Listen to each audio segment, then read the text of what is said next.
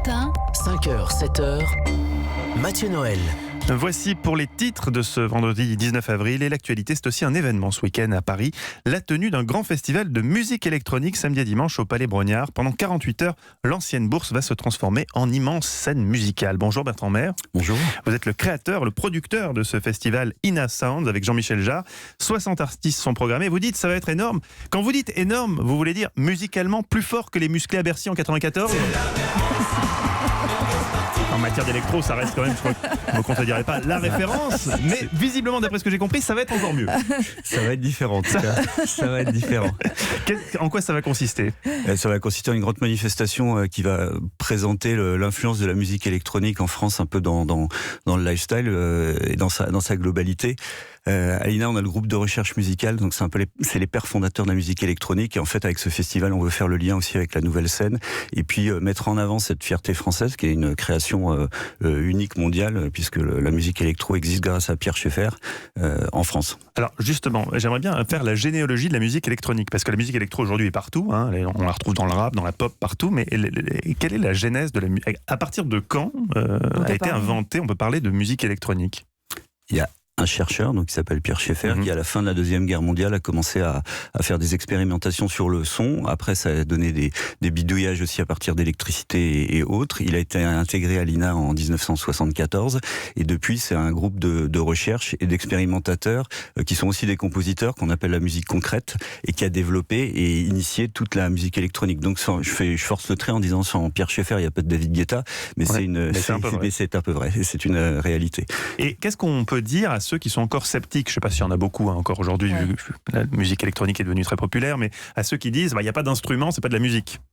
Si c'est généré par ordinateur, est-ce que c'est quand même qu'est-ce qu'on peut leur opposer comme argument ? Aujourd'hui, justement, c'est ce qu'on met en avant. Il y a toute une scène d'art numérique, il y a toute une scène de création digitale aujourd'hui. Donc, je pense que dans l'esprit des gens, la création, elle a pris toutes sortes de formes. Donc, qu'on parte d'un clavier ou d'un ordinateur, ce qui compte, c'est l'intention créative et l'innovation. Donc, je pense qu'il n'y a plus de débat là-dessus.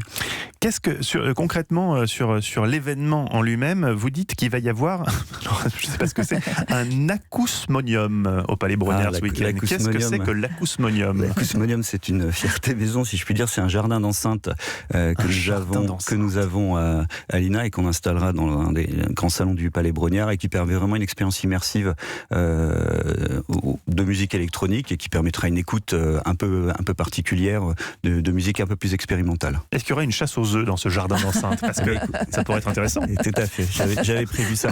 Combiner les deux événements. Eva.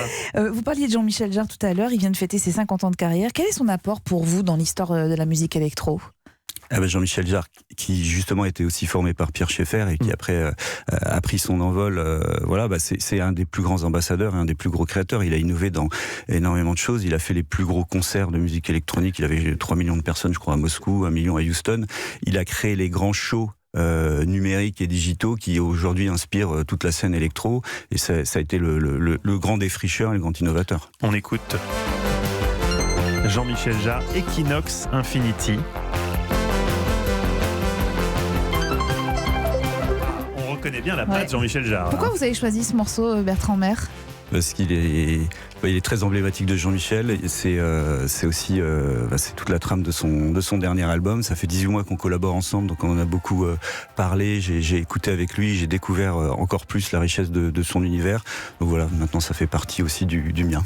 Parmi vos coups de cœur actuels dans la musique électro, il y a aussi ceci. Et là, Céline Dacosta se met à groover à 6h23.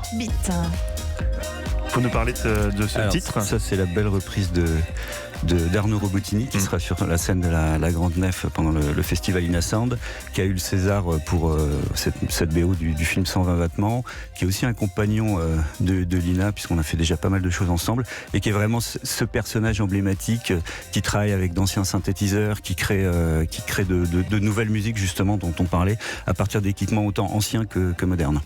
Est-ce qu'il y a une French touch dans la musique électronique? Enfin, moi qui connais pas grand-chose, quand même de Laurent Garnier à Daft Punk, on a l'impression qu'on est un peu les meilleurs dans le... Enfin, peut-être pas les meilleurs, mais en tout cas, on est pionniers, non, en France? On est pionniers, oui, c'est exactement ça, et c'est ce qu'on veut raconter. Laurent Garnier, qui d'ailleurs a fait la bande de l'Expo Électro à la Philharmonie de Paris, et c'est pas un hasard s'il y a deux grosses institutions culturelles finalement qui font aussi un événement autour de la musique électronique en même temps. C'est assez rigolo. C'est plus que c'est dans l'air du temps, c'est que c'est une conséquence de ces 40 ans de création. Aujourd'hui, la musique électronique, elle prend ses lettres de noblesse. Des gens comme Laurent Garnier sont extrêmement sollicités, incarnent vraiment, il y en a plein, les fonds d'archives de l'INA, des gens de la musique électro, incarnent vraiment ça, et c'est une vraie fierté française. Eva, je sens que vous brûlez d'envie de demander des passes pour ce d'abord pour aller voir le festival, effectivement. Mais est-ce que vous avez une idée de à quoi ressemblera la musique électro dans 10 ans? Alors ça, c'est super question.